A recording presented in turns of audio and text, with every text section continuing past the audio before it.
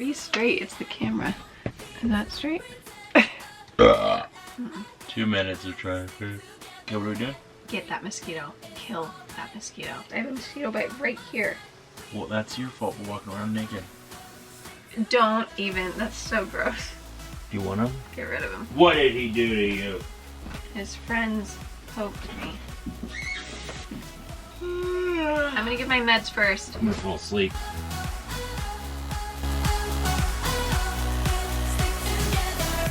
But that one hurt more than the other ones did.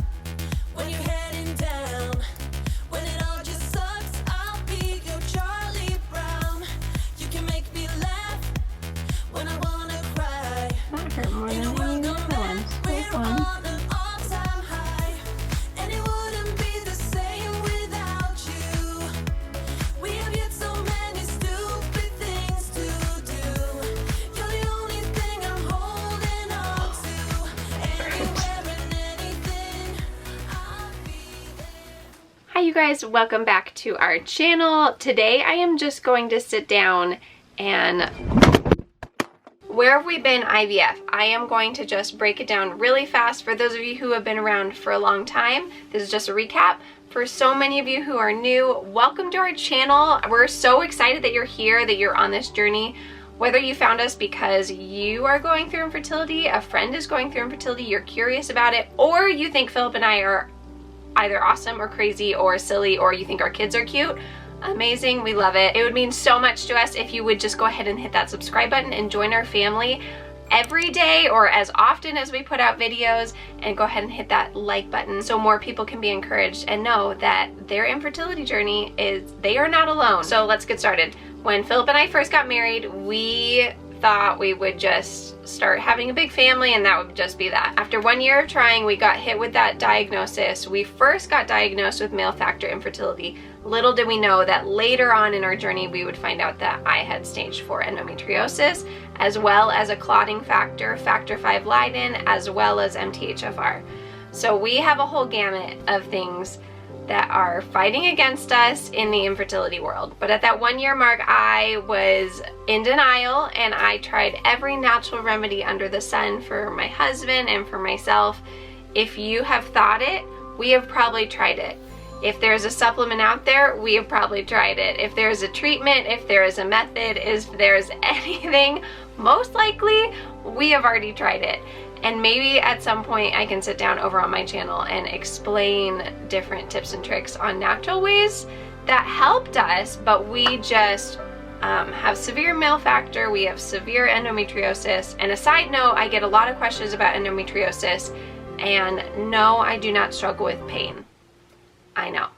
I have stage 4 endometriosis and I have 0 pain. I know. That's like very weird, very bizarre. So if you look at my abdomen from like my diaphragm down to my lady parts, I have paint splatter of endometriosis everywhere, apparently. This is from 4 years ago when we first got all cleaned out. We proceeded on in our infertility journey and did some IUIs. We did IUIs with my current doctor. We did IUIs before my current doctor without medication. We did IUIs with my current doctor with medication. She let us go through IUIs because I was adamant we would never do IVF. So it was just something that we could try. It would help our chances a little bit, but our chances of conceiving with IUI were very, very slim, probably 1% with IUI. Naturally, it's less than 1%. So the first IUIs with the previous doctor, I was just done, over it, and we decided to move forward to adoption. Well, we had a magical, miracle adoption with our first daughter, Kinsley Grace, and she is 4 years old. Now, maybe after 6 or 7 months, we thought, hey, we should start trying to grow our family because we know how hard it is. So we actually found my current doctor through an extreme amount of recommendations from a lot of friends. And so we went to her and we did some IUIs with her because I was adamant against IVF. So we did a couple IUIs, and then the more I learned and educated myself and learned that I had a choice in making different decisions along the ethics of IVF, I became more and more comfortable saying, this could possibly be a route that we would use to grow our family. So we moved forward with IVF 3 years ago this month. Yes, we did our retrieval and we put our transfer on hold when we found out that someone reached out to us and asked if we would consider adopting again. And we said, heck yes, and we will always say heck yes, and I am waiting right now. I am saying, hey God, would you mind just giving us another baby through adoption right now? That would be awesome. It happened 3 years ago, it could happen again. So 3 years ago, we decided to put our IVF process on hold and not do the transfers, and we adopted our second baby girl, Callie Jo. She is 2 years old. So because we had already done our retrieval, we had our frozen embryo babies waiting for us. We were just in the process of having 2 little ones, and Callie Jo was a handful when she was a newborn.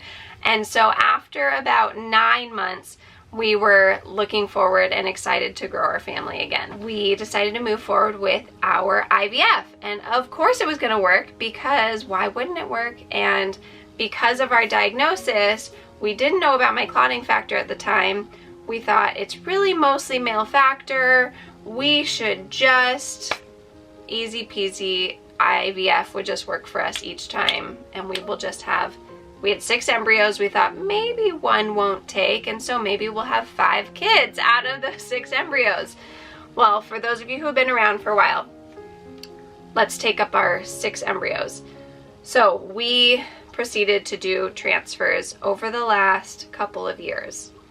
We have done a single transfer, our first one, and it didn't take. We did our second one, and it took for a short little bit, and we lost that baby, I think it was around 4 or 5 weeks. And that was when my doctor decided to send out for a clotting factor panel. So it's a recurrent loss panel, and it was like 12 different tests, and that's where I found out that I had factor 5 Leiden and MTHFR. So she decided to put me on blood thinners for our 3rd transfer. So I was on heparin when I did our next transfer. And that was a transfer that probably many of you saw and have seen, that we carried that baby until the 11-week mark. But we knew from very early on we weren't growing at the appropriate rate. So through those 11 weeks, baby kept growing each time we checked. So we just held on and kept praying that we were just growing slower than normal, and we just weren't comfortable. We knew it was not looking good, but we were not ethically comfortable cutting off the medication of the hormones of the progesterone I was on if baby kept growing. At the point when baby stopped growing, we went off our progesterone and lost baby, and we were actually able to find out genetically that the baby was genetically abnormal. So that baby ended up having 2 sacs that I saw with my own eyes, and they were able to test the baby in the 1 sac, and it was a monosomy 21. So that is not compatible with life. A lot of times people hear the 21st chromosome and think trisomy 21, which is Down syndrome. Think of that as 3 sets of genes. Mine was monosomy 21, so like only had like 1 set for the 21st chromosome. So in that case, baby was not compatible with life and would never have carried past 12 weeks. Okay, moving on. So out of our 6 embryos, that was 3. Our very last transfer was 9 months ago, and I know that because a lot of my friends got pregnant at the same time, and they have all delivered since then, and they all have newborns. So we transferred 2 embryos the last time. It was again a pregnancy that we had, that we found out through blood work, that we lost very quickly at 4.5, 5 weeks. So out of our 6 embryos, we get this question a lot. We have transferred 5 embryos that were probably genetically abnormal. With the fact that they were taking, I was getting pregnant, and we were losing baby very often, majority of the time, it is a chromosomal abnormality, which leads to the losses. So, but we have one embryo left over. So instead of choosing to transfer our one last and smallest embryo, we decided to do IVF again.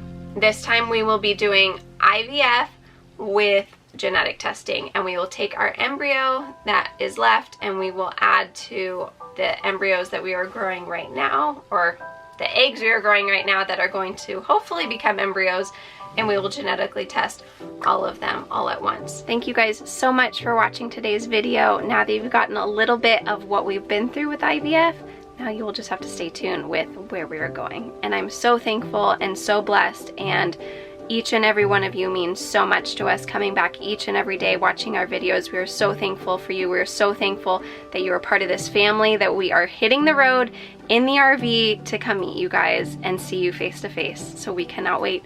So to not miss that either, you're gonna have to hit that subscribe button, hit that like button, and we can't wait to come hear your stories. Thank you guys so much for watching. Good night.